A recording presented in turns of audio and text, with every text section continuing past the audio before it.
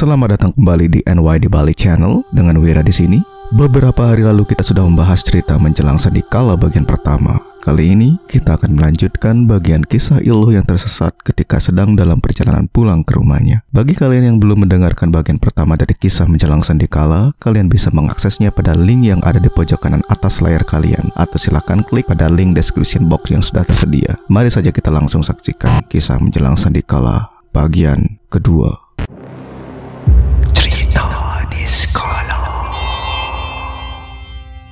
Ini adalah waktu di mana para roh jahat mulai keluar dan menampakkan eksistensinya. Para orang tua zaman dulu selalu memperingatkan anak mereka. Bagi mereka yang sudah pernah melihat keadaan wong samar, dikatakan bahwa mereka memiliki bentuk tubuh yang hampir sama seperti manusia normal pada umumnya. Melihat wanita tersebut memperlihatkan senyuman yang sangat menakutkan, membuat Iluh sangat ketakutan kala itu.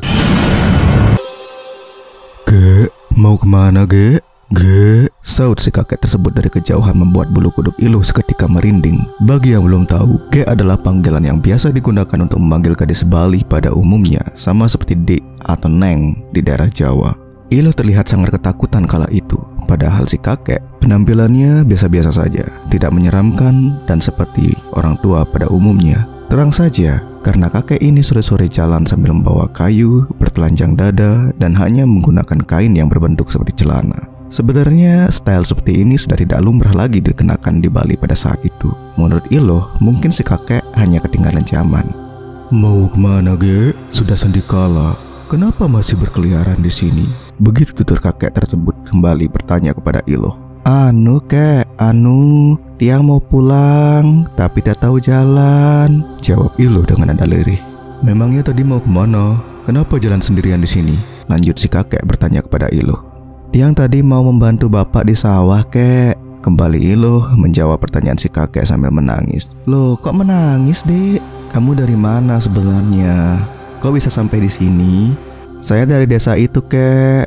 Lanjut Iluh menjelaskan kepada si kakek di mana tempat tinggalnya dengan sangat jelas. Oh, dari sana. Itu jauh banget kek. Kamu nggak akan bisa ke sana lagi. Jalannya nggak akan bisa kamu lewati. Loh, kok begitu kek? Saut Iluh kebingungan mendengar perkataan si kakek. Tiang mau pulang. Asal kamu tahu Ge, ini bukanlah alammu. Kenapa kamu bisa sampai di sini? Jawab si kakek pun membuat Iluh bingung. Dalam hati Iluh bergumam, jadi ini alam apa? Saya ada di mana? Di umurnya yang masih kecil seperti ini, Iluh belum tahu kalau sebenarnya dirinya tengah terjebak di sebuah dimensi yang seharusnya dia tidak boleh ada di sana. Begini nak, ini alam kami, bukan tempat tinggal manusia, jawab si kakek. Hah? Kok kakek bisa tahu apa yang ada di pikiran saya? Dengan lugunya dia bertanya kepada si kakek, makin membuat Iluh kebingungan. Maksud kakek ini apa? Kakek kan manusia, Iluh juga manusia. Kenapa kakek bilang ini bukan alam manusia? Iluh bingung kek. Iluh nggak tahu apa yang terjadi. Semakin dipikirnya, semakin bingung Iluh saat itu. Air matanya pun semakin deras mengalir membasahi pipi kecilnya. Karena terlihat kasihan, si kakek pun menjawab, kamu tidak usah tahu, itu bukan urusanmu. Sekarang maumu apa? Bentak si kakek dengan tegas. Sambil menangis Iluh menjawab, begini kek, Tiang hanya mau pulang. Tiang sudah capek berjalan dari tadi kek. Iluh capek, kaki Iluh pegal kek. Iluh mau pulang. Iluh udah capek kakek. Melihat si Iluh menangis terseduh-seduh, si kakek pun iba hatinya dan menawarkan sesuatu kepada si Iluh yang membuat hati kecilnya sangat bahagia kala itu. Iya Ge, iya kakek mengerti. Jangan menangis lagi ya. Kamu mau ikut sama kakek? Kakek bisa antar kamu sampai ke rumah kok, saut si kakek sambil menyodorkan tangannya. Benar kek, benar kakek mau mengantar saya. Mendengar perkataan si kakek, Iluh pun langsung mengusap air matanya. Benar Ge. Kakek tidak pernah berbohong kalau sudah mengatakan janji. Sini ikut sama kakek. Pegang tongkat ini dan jangan sekali-kali menoleh ke belakang, ucap si kakek kepada Iluh sambil menyodorkan tongkat bambunya. Baik kek, baik, ucap si Iluh menuruti perintah si kakek saat itu. Iluh sudah pasrah saat itu. dan tidak dapat memikirkan apapun. Dalam benaknya dia hanya ingin pulang dan beristirahat di tikar jerami sambil ditemani nasi hangat dan lauk yang sudah menunggunya di rumah. Begitu pikirnya. Menurut Ilo, selama di perjalanan, kakek tersebut sepintas berdendang dengan nada lirih yang asing terdengar di telinganya. Tidak ada satupun bait yang dimengerti oleh si Ilo saat itu. Selama mengantar Ilo pulang, si kakek sangat jarang berbicara dan sesekali berucap, "Terus ikutin kakek ya, jangan jauh-jauh." Atau hanya sekedar berbicara, "Lebih cepat jalannya, Gek."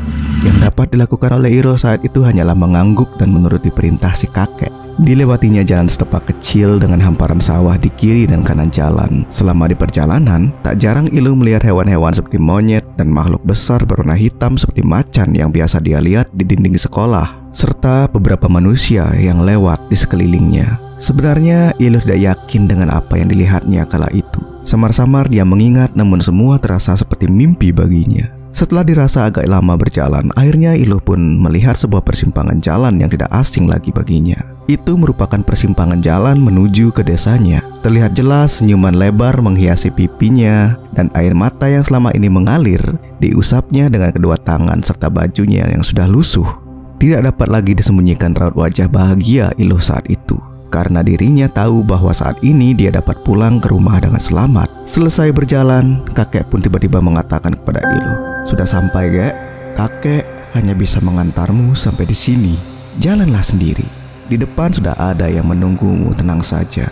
Ikuti jalan ini dan jangan pernah sesekali membalas panggilan dari orang di belakangmu," ucap si kakek sambil melepaskan pegangannya pada Ilo. "Matur sukseme, Kek. Matur sukseme," ucap Ilo kemudian bergegas berlari ke arah desa. Tidak sabar rasanya untuk pulang ke rumah, ucap Ilo kala itu sambil berlarian dengan girangnya. Belum lama Ilo memalingkan wajahnya, kakek tersebut pun tiba-tiba menghilang. "Kek, kakek di mana? Kakek kemana?" Merinding bulu kuduk Ilo saat itu. Dia pun langsung ketakutan dan memutuskan untuk segera berlarian ke arah desa. Selama berlari, Ilo teringat perkataan si kakek untuk jangan pernah menjawab panggilan dari orang yang berada di belakang kita. Benar saja, tak berselang beberapa lama dari arah belakang Ilo, dia merasakan seperti ada orang yang sedang mengikutinya. Terdengar beberapa langkah kaki, namun Ilo benar-benar tidak berani untuk melihat ke belakang. Ilo.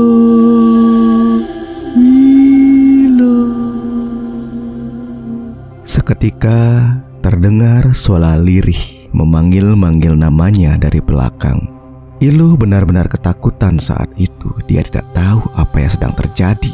Dia tidak tahu apa yang ada di belakangnya. Ilo hanya bisa melanjutkan perjalanan dan menutup kedua telinganya dengan tangan agar tidak mendengar apa yang ada di belakangnya.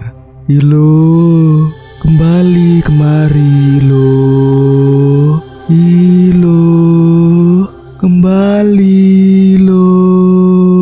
Bulu kuduk pun semakin merinding, namun tidak dapat memutus semangat gadis kecil ini untuk berlari.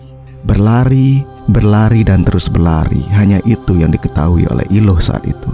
Kaki kecilnya pun dipacu untuk berlari. Sontak langit tiba-tiba berubah jadi warna jingga senja menjadi warna gelap.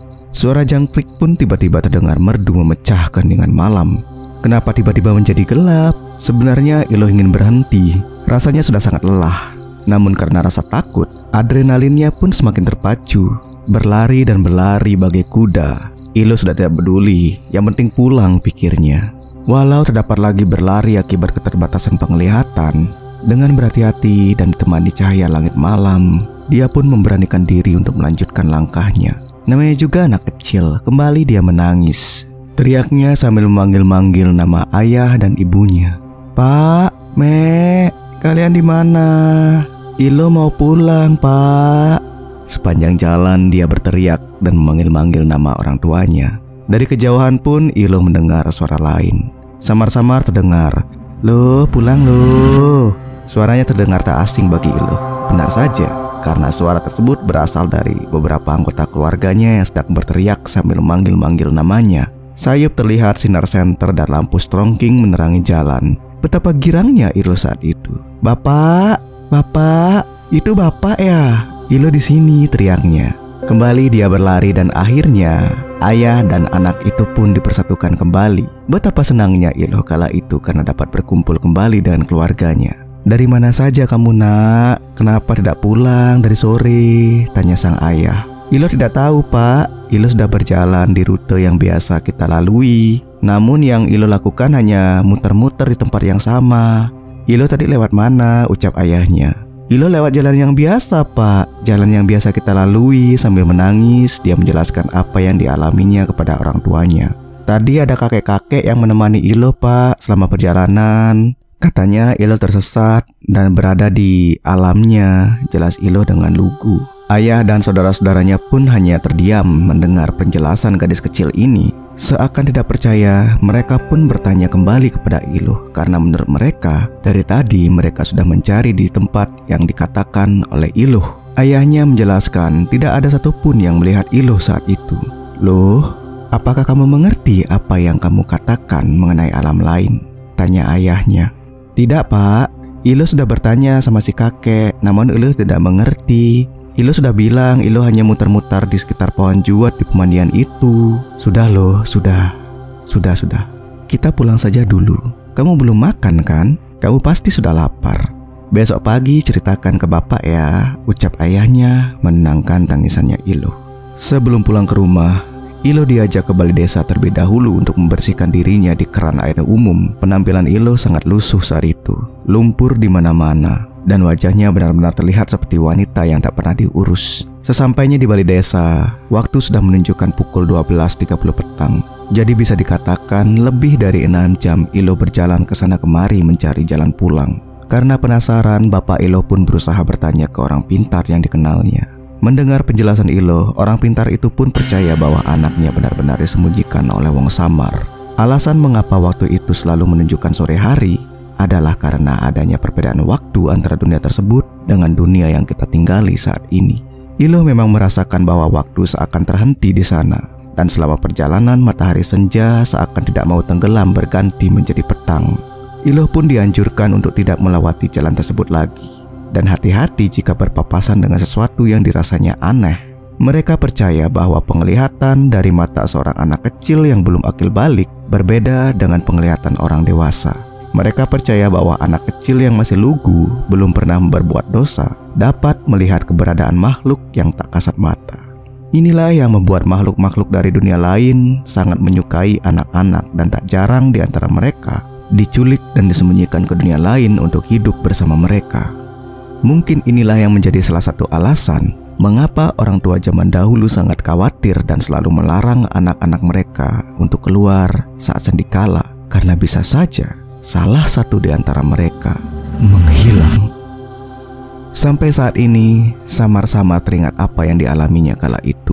Menurut Iloh, setelah dia tertidur malamnya, dia sudah lupa dengan wajah laki-laki yang menyelamatkannya. Sangat sulit dipercaya oleh nalar dan logika manusia modern. Entah ini hanya halusinasinya si Iloh atau memang dimensi lain benar-benar nyata adanya. Kenangan tersebut masih cukup sering diceritakan oleh Iloh kepada anak-anaknya agar mereka selalu berhati-hati dimanapun mereka berada. Karena setiap jengkal tanah di dunia ini pasti memiliki batasan-batasan tertentu yang menghubungkan dunia ini dengan dunia tak kasat mata. Dan mungkin salah satu di antara kalian bisa saja mengalami hal serupa.